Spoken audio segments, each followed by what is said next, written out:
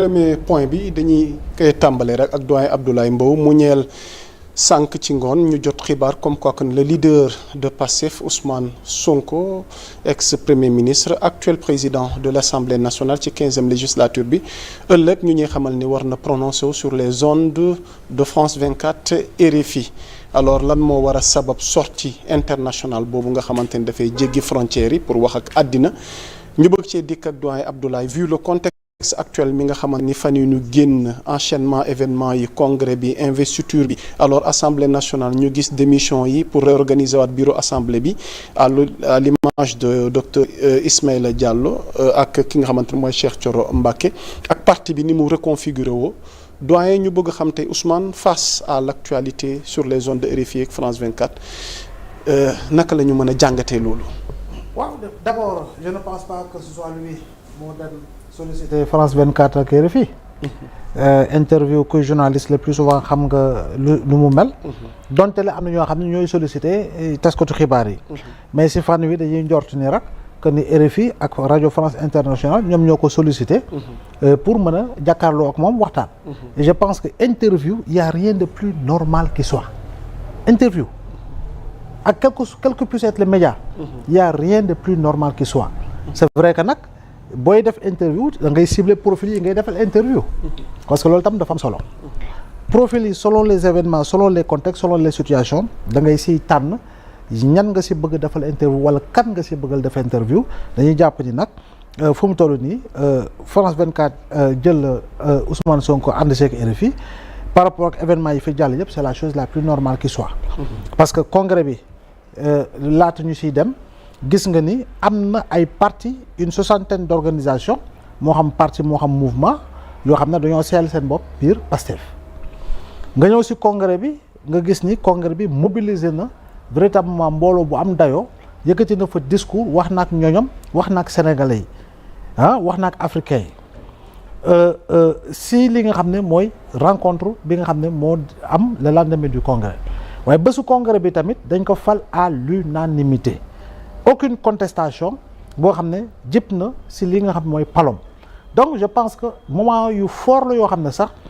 d'autres partis ou les autres partis devraient pouvoir s'en inspirer pour créer les conditions d'une attractivité autour de leur leader qui devrait pouvoir incarner un leadership politique fort te loolu dëgg la ko jiitu yëpp si loolu la ñu gis mieux encore wax nga ko réorganisation Assemblée nationale par rapport à sa réintégration mais mieux encore vertu principe engagement respect de la parole donnée jàpp naa ne lu ruus la ci politique au Sénégal mais ñoom fa mel ni fësal nañu ni loolu jeexu fi avec la démission de El Malick malgré tous les privilèges yu entouré et encadré le président de l'Assemblée nationale véritablement sans pestiférer mais il a préféré céder sa place à son leader jàpp naa nag loolu dul lu ñuy gis saa su ne ci politique donc loolu dafa am solo ñu ciy bàyyi xel nga demaat tuuti ñu ne la réorganisation toujours ñaari député dungo Ismaïla Diallo ak Cheikh Thioro démissionné nañu peut-être que c'est pour céder la place je dis bien que loolu la mais je dis peut-être que ce sera pour céder la place à El Malick Ndiaye bi nekkoon président war a doon vice-président premier vice-président Cheikh Thioro également qui devrait je pense bien céder sa place à Amadou Ba bi nga xam ne dafay dugg nekk vice-président selon le profilage ak li nga xam ne moom lañ ciy soxla en réalité moo am solo si nit ki fonction bi muy occupé laata mu doon député expérience boobu lan la koy mën a amalee njariñ si li nga xam moo di Assemblée nationale bi mais également de manière globale mais particulièrement à la majorité Pastef donc je pense que tey foofu au sein de l'hémicycle pourquoi puzzle boobu nu waaw moo tax ma dëggoo mën a la nit ki par rapport ak profil bi mu am njariñ gi muy amal Assemblée nationale ak majorité am selon poste de responsabilité bi muy occupé dans le bureau de l'Assemblée nationale Amadou Ba c'est un juriste am na loo xam ne xëy na dañ ko ci soxla mieux encore am na expérience gouvernementale mu gàtt mu gudd mu yem am na expérience gouvernementale amoon na expérience parlementaire dellu na fi nga xam moo di assemblée El Malick Ndiaye pendant 2 ans il a été le président de l'Assemblée nationale def na entreprendre na li nga xam moo di diplomatie parlementaire si li ñu gis par rapport à ak voyage mi ak li mu recevoir ba yàggul tuuti ñu fal ko vice-président xawma lan des assemblées francophones xawma lan donc loolu dafay am njariñ donc loolu boo jëlee loolu yëpp surtout que diggante bi ñenn ci opposition bi dugal nañu recours conseil constitutionnel. Dugal nañu recours conseil constitutionnel ñi nga xaar conseil constitutionnel addu waaye conseil constitutionnel buy addu de ñoom lu ñu visé par rapport ak constitution bi xëy na foofu la conseil constitutionnel di addoo. mais dina ma jaaxal en réalité conseil constitutionnel ne li xew assemblée nationale. en réalité jalgati la dina ma jaaxal. est-ce que duma la bàyyi la nga joxaale yow noo jàngatee retour bi conseil constitutionnel nar a def. doo xam nga non maa la wax nii xam nga dina ma jaaxal parce que am na loo xam ne jiitu na fii je donne juste l'exemple de 2022. c'est récent. Abdoulaye Seydou Sow. Aly Ngouille Ndiaye. ni ñu koy waxatee Daouda Diallo. Au moins ils étaient 5 ou 6. Ils étaient membres du gouvernement. Élection législative 2022 ils étaient ni ñu koy waxatee ils étaient membres du gouvernement. Élection législative yi ñu nekk ci liste bi ñu fal leen député. dama ne bi ñuy former le bureau de l'Assemblée. ils étaient membres du gouvernement et pourtant ils avaient voté pour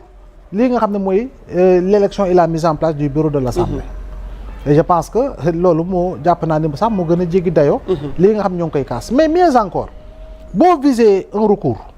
wax keneen ku sant Ndaw nu mu tudd sax. Momar Talla Ndaw waa léegi waa xanaa lu xoos Momar Talla Ndaw xuriwul lu xuri Sonko xanaa fu waxul Momar Talla Ndaw boo dugalee recours xanaa di nga si boole Momar Talla Ndaw parce que c'est le même cas léegi yow pourquoi yow nga viser benn nit rek par rapport ak recours bi nga def et pourquoi pas Momar Talla Ndaw loolu tam man ça me pose problème parce que boo ne Momar Talla Ndaw mais da nga naan Sonko te à la lecture si installation bureau assemblée bi déggoon nga le président de séance di doyen Alla Kane waxoon que ni j'ai reçu la démission de monsieur Macky Sall et j'ai reçu la lettre de suspension des députés même bu fekkee ne li ñuy wax nii loolu mi ngi entrer réellement en vigueur mais lu ñu jàngat as tuut si droit mais loi kañ ça agit pour l'avenir jàpp naa ni loolu la